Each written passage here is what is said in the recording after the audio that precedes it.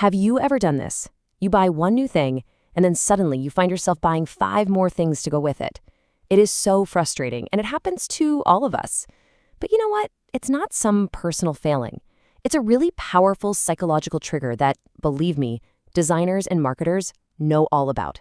So let's break down exactly what it is, how it works, and, most importantly, how you can stop it from taking over your wallet. So, picture this. It starts really simply. You look down at your phone. It works, it's fine. Sure, the battery's a little weak, maybe there's a tiny crack in the corner, but it does everything you need it to do. It's fine. And then you see the ads. You walk into the store, and that new model is just so sleek, so futuristic. It's made of titanium. And that's when you start telling yourself the story.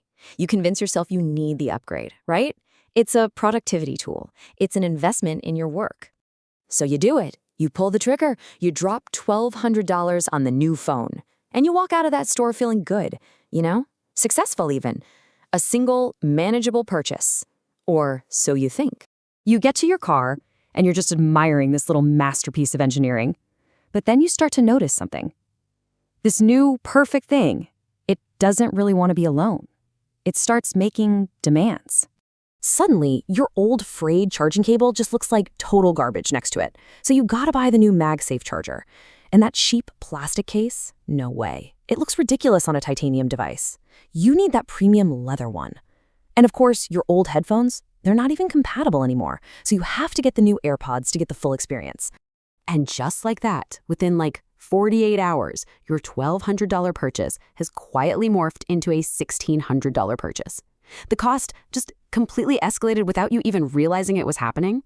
So how did a single, planned purchase spiral so completely out of control?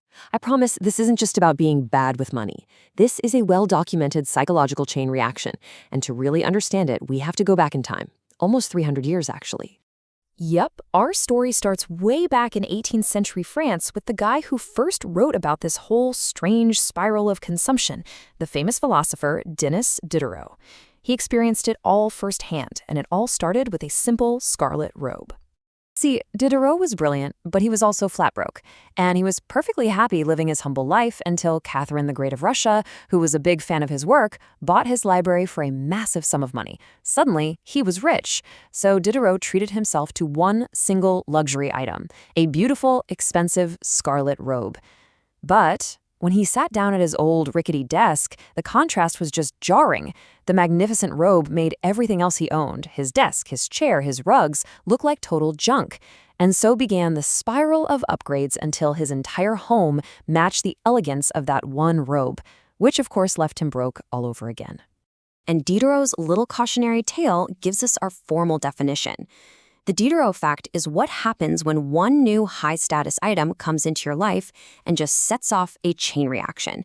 It introduces a brand new standard that makes all your old stuff feel inadequate, basically forcing you to upgrade everything else just to feel like things are in harmony again. Okay, so we know the what's, but what about the why? I mean, why are our brains so vulnerable to this effect hundreds of years after Diderot? Well, the modern psychology behind it reveals something really fascinating. It's an identity trap. See, deep down, we have this fundamental need for our external world to match our internal self-image. Think about it. Your possessions aren't just things. They're kind of like props in the story you tell yourself and the world about who you are. This slide just shows how quickly our identity gets tangled up with our purchases. On the left, everything makes sense, right? It's consistent. But the moment you buy that Porsche, you haven't just bought a car. You've bought a whole new identity. And that Porsche person identity creates this psychological tension with everything else. The car becomes an anchor that just pulls the rest of your life up to its standard, whether you can actually afford it or not. And this is the real core of the trap. We think a new purchase is going to bring us satisfaction, that it's the final piece of the puzzle we're building. But it actually does the opposite. It scrambles the whole board, creating dissatisfaction with things you were perfectly happy with just 5 minutes before. And now it's forcing you to start building a whole new puzzle around it. So let's talk about the real tangible costs here. Because when the Diderot effect kicks in, the sticker price is just the beginning. The upgrade often leads to a financial and even a personal downgrade. Let's take a classic example, a home renovation. You decide, okay, time to update the kitchen. You budget a pretty reasonable $10,000 for some new, modern cabinets. But once those sleek, white cabinets are installed, Your 10-year-old fridge suddenly looks kind of yellowish and gross next to them. So that's another $2,000. Okay, now the cabinets and the fridge look great, but the vinyl floor? It looks super cheap and dated. That's another $5,000. But wait, your house is open concept, so your beautiful new kitchen now makes your living room look like a dump, which triggers a full-scale redecoration.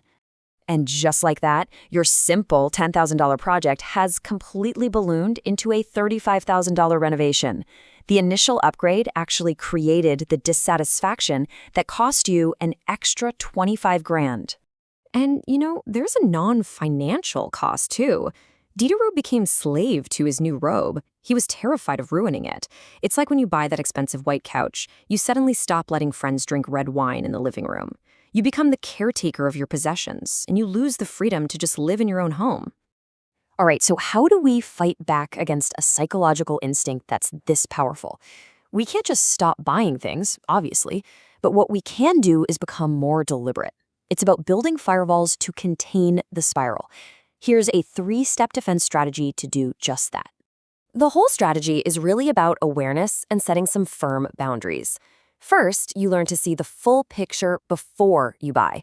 Second, you put a cap on your inventory. And third, you can deliberately reset your baseline to a lower, much more manageable level. So here's how you put it into practice. Before you buy an upgrade, ask yourself, what else is this thing going to demand from me? Calculate the system cost, not just the item cost. If you can't afford the whole system, don't buy the first piece. Now, the buy one, give one rule is super simple. If a new pair of shoes comes in, an old pair has to go out. This just stops the accumulation. And finally, strategic downgrading. By keeping your most visible status symbols, like your car or your watch, humble, you actually lower the required cost of the rest of your life. You're creating a low-maintenance identity, which is maybe the most profitable asset you can possibly own. In the end, it all comes back to Diderot's own haunting realization. The goal isn't to have nothing nice, it's to own your things and not let your things own you. So the next time you're tempted by that one shiny upgrade, just ask yourself, are you about to become a master or are you about to become a slave?